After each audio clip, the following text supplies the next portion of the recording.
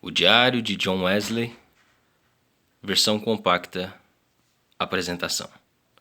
É um grande privilégio apresentar esta edição de O Diário de John Wesley, obra que vem preencher um espaço importante na atividade editorial evangélica. Inicio parabenizando a editora Arte Editorial pelo esforço em oferecer ao povo evangélico, bem como a todos e todas que tenham interesse pela vida e teologia de John Wesley, esta obra que, na verdade, ilustra um pouco a caminhada de um dos maiores líderes religiosos do século XVIII, cuja influência e relevância permanecem até os dias atuais.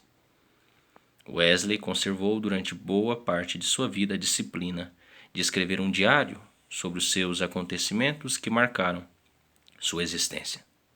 Na verdade, esses preciosos registros delineiam as perspectivas de John Wesley sobre diversas situações na vivência de seu pastoreio. Dentre os diversos exemplos destas situações, destacam-se o seu zelo para com a sã doutrina, a disciplina pessoal e comunitária, a preservação da missão original do movimento metodista e, nessa direção, oferecem balizas importantes para a caminhada cristã em consonância com os ensinos bíblicos deixados por Jesus Cristo. Algumas passagens testificam a afirmação acima. Com relação ao âmbito doutrinário, Wesley mantém-se firme na convicção de que a graça de Deus e o novo nascimento são os únicos elementos indispensáveis para a salvação humana e que, portanto, particularidades superficiais deveriam ser postas de lado. Esta noção é evidente, por exemplo, na carta que escreve a seu sobrinho, Samuel Wesley, em 19 de agosto de 1784, ou no registro de 18 de maio de 1788. Sobre a disciplina pessoal e comunitária, é possível encontrar diversos relatos nos quais Wesley avalia o comportamento dos membros das sociedades metodistas. Dentre estes, destaco o relatório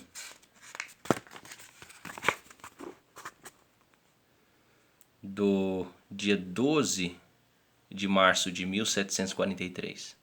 Evidentemente, esta ênfase na disciplina recaiu com mais intensidade ainda sobre os pregadores e líderes do movimento, bem como sobre a liderança da igreja estabelecida, como fica claro no Discurso ao Clero de fevereiro de 1756.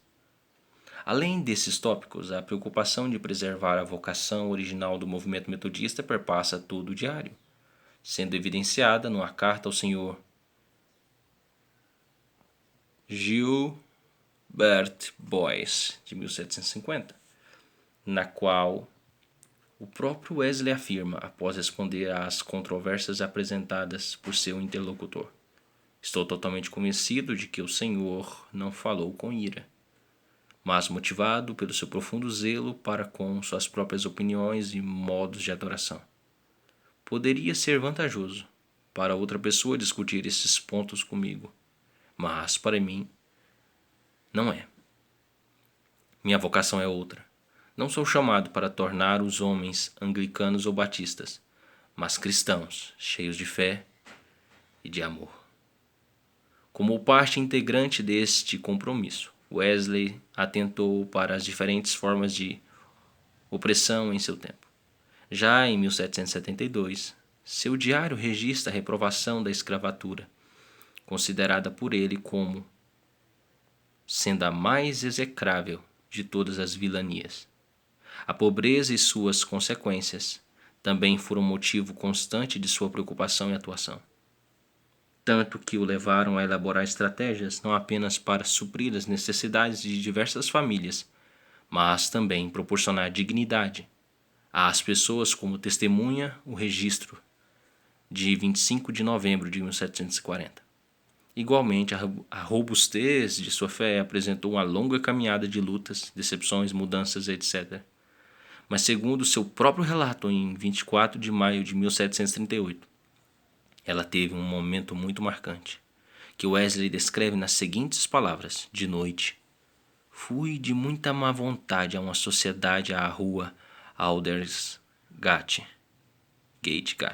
onde alguém lia o prefácio de Lutero à Epístola de Romanos, por volta de 15 para as 9, enquanto ele descrevia a mudança que Deus opera no coração pela fé em Cristo. Senti que confiava em Cristo, e uma segurança me foi dada de que Ele tirara meus pecados e salvou-me da lei do pecado e da morte. Evidentemente, essa experiência religiosa de John Wesley foi uma alavanca importantíssima para o avanço de sua liderança cristã e para que fosse considerado um dos principais líderes do avivamento no século em que viveu. Mas também foi o resultado da busca por salvação, na qual ele estava empenhado há muitos anos e continuou por toda a sua vida. Esta experiência religiosa imprimiu-lhe um profundo compromisso com a santidade de vida. A experiência da graça de Deus, protagonizada por John Wesley e pelo movimento metodista, foi, ao mesmo tempo, uma experiência de muita clareza intelectual e impacto existencial. Ela é profunda e compreensiva. É mística, no sentido de que não depende de mediações institucionais e racional, pois não anula os postulados da razão humana. Enfatiza a Bíblia como fundamento de toda a prática e valoriza a experiência religiosa como testemunho externo de uma transformação interna. É pessoal e acontece no seio da comunidade, requerendo a profunda conversão pessoal e social. Estimula a espiritualidade e a unidade do corpo de Cristo e requer profunda obediência e fidelidade ao mandado de Jesus Cristo expresso em Mateus 28, do versículo 18 até o 22. Nesse sentido, por meio da obra que tenho a honra de apresentar, o Diário de John Wesley, a leitora ou leitor terá a oportunidade de aprofundar um pouco mais o conhecimento da intimidade deste arauto da fé que viveu intensamente uma espiritualidade marcada pela vitalidade da graça transformadora de Jesus Cristo. Finalizo com a lembrança de uma experiência que tive com o Dr. Duncan Alexander Reilly.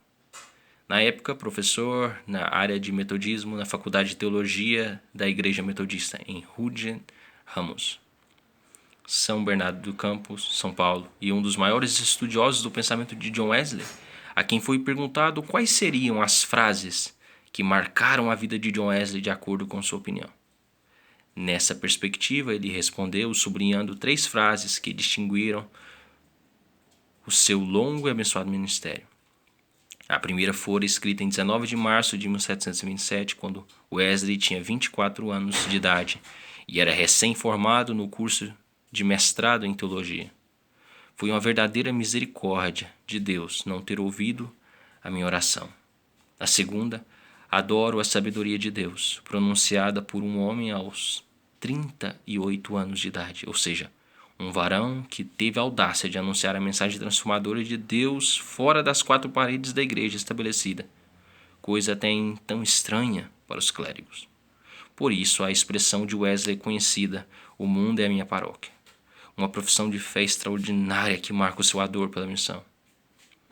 Ao expressar a sua firme convicção na ação dinamizadora do Espírito Santo, a terceira frase foi: o melhor de tudo é que Deus está conosco, uma declaração de fé e confiança, pronunciada no dia 2 de março de 1791, aos 88 anos de idade, ou seja, seu último sermão, proferido em poucas palavras, mas marcado pela convicção da presença de Deus na história, a despeito da fragilidade humana, bem como a sua confiança na presença, na promessa do Senhor. E aquele que está sentado no trono disse: eis que faço novas de todas as coisas. Disse-me ainda: tudo está feito. Eu sou o alfa e o ômega, o princípio e o fim. Eu, a quem tem sede, darei de graça da fonte da água da vida. Apocalipse 21, versículos 5 até o 6. Portanto, recomendo a leitura e reflexão desta obra e tenho a absoluta certeza de que este fardo material, farto grande material ajudará muito a Igreja a caminhar com mais segurança na boa doutrina que se expressa